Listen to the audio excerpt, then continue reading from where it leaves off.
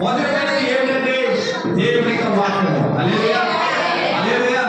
ఈ లోకంలో బంగారం నీకు అలంకరణకు ఉపయోగపడచ్చు, ఈ లోకంలో బంగారము నీకు అందానికి ఉపయోగపడచ్చు, కానీ నీకు అలంకరణ ఉండాలి, నీకు అందం ఉండాలంటే నీ ప్రాణం ఉండాలి. ప్రాణం ఇచ్చేది దేవుని వాక్యం. హల్లెలూయా. బాధలను ఇచ్చేది దేవుని వాక్యం. అంటే మనం అర్థం చేసుకోవాలి, బంగారం కంటేను చుట్ట తేనె దారాల కంటేను దేవుని వాక్యం ఉన్నతమైనది. ఎవరైనా సరే బంగారాన్ని ఎంత ఇష్టపడతారో, తేనెలో తేనెటికి అంతగా తేలకు బాగా తేనెని ఎంత ఇష్టపడతారో దానికంటే ఎక్కువ వాక్యం కొరకు ఇష్టపడాలి. వాక్యం అంత ప్రేమగా మీరు ఉండాలి. వాక్యం పట్ల విధేయత కలిగి ఉంటే మీరు పవిత్రత కలిగి ఉంటారు. హల్లెలూయా. పవిత్రత ఎక్కడి నుంచి వస్తుందంటే మనకు పవిత్రత లేదు కూర్చున్నాం మనకు, కానీ పవిత్రత ఎలా వస్తుందంటే దేవుడి భయం కలిగి ఉంటే పవిత్రత వస్తుంది. ఏముంది వస్తుంది పవిత్రత?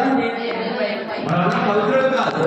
ఒకప్పుడు మనం కూడా దాని లోకంలో ఉన్నట్టుగా ఇష్టాచారంగా ఉన్నాము. ఇప్పుడు పవిత్రంగా మారాలి అని అనుకుంటున్నాము. మారాలంటే నీ వల్ల నా వల్ల అయిపోయేది కాదు. అలాగనుకుంటే దేవుడు అవసరం లేదు, ఇక్కడ మందిరం అవసరం లేదు, ఏంటని చెప్పవలసిన అవసరం లేదు. మరి ఎవరి దగ్గర రావాలి? మార్చే వ్యక్తి అయిన దేవుడి దగ్గర రావాలి. అది ఎలా మారుతుంది? ఈ వాక్యం ద్వారా నీ హృదయంలో పెట్టుకుంటాను పవిత్రపోతాం.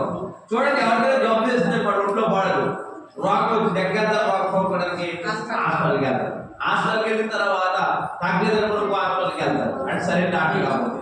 ఇక్కడ మనము ఒకే ఒక డాక్టర్ ఉన్నారు.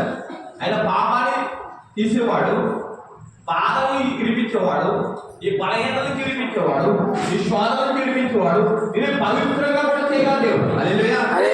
ఆ పవిత్రత చేయగల దేవుడు ఎవరంటే నేను నమ్ముకున్న నజరుడైన యేసుక్రీస్తు. హల్లెలూయా.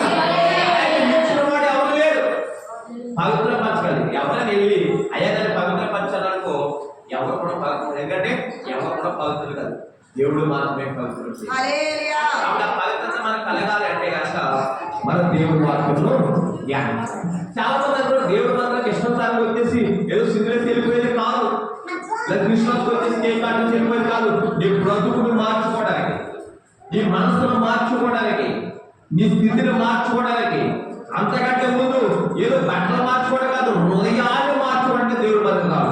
ఒకవేళ నువ్వు హృదయం మార్చుకోకుండా దేవుడు మంత్రానికి వచ్చావు, నువ్వు పవిత్ర కాపోయేందుకో లోకంలో ఉంటేనే మంచి. ఏం చెప్తాను మళ్ళీ ఒకసారి చెప్తాను, లోకంలో ఉంటేనే మంచి. దేవుడు చెప్తా లోకంలో ఎలా మార్చుకో, దేవుడి దగ్గర మార్పు రావాలి. నీ మార్పు రావట్లేదంటే, నువ్వు మార్పు మనసు కావాలంటే దేవుడు బయట వచ్చేసి ఆయన అంటున్నాడు. వస్తున్నా వెళ్తున్నావు అంతే, భయం లేదు, భయం లేదు. ఇప్పుడు భయం కలిగితే పాత్ర వస్తుంది. పాత్ర వస్తే బంగారం కంటే జుట్టు తీరే దాని కంటే దేవుడే ఇష్టపడతాం. హల్లెలూయా. మరి ఎవరు ఇష్టపడతారు అలాగా? ఇప్పుడు మీకు చెప్తాను, ఒంటి మీద